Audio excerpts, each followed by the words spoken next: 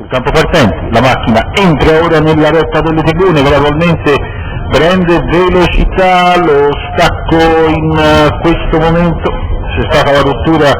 di Rapsodia B, mentre davanti va subito Re di Rodi. Re di Rodi al comando Romy Go di Incalzo, poi Ravanella Jepson all'esterno, Reel Grace che sbaglia, quindi numero 3 Real Grace squalificato, anche ritorno di fiamma, numero 13 ritorno di fiamma squalificato, lancio in 13,5 per Re di Rodi che completa il quarto di finale in 28, alle sue spalle Romy Go, poi Ravanella Jet in terza posizione, ancora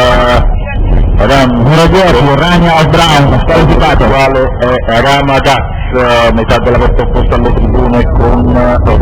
Rodi in chiara evidenza, Romy Go di Rincalzo, poi Ravanella, Rambus all'esterno di dentro Ramadaz,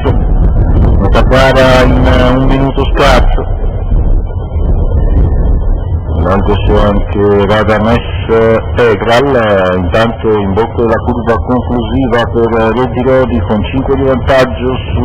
Romy Go, il partito del primo chilometro su quello del 15.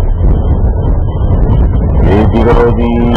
poi Romy Go al largo Rambus, in terza Radames, ancora Ravanella con al largo Ramadaz 400, anzi 350 ormai alla conclusione. numero 2 Romy Go squalificato, Re di Rodi staccato al comando,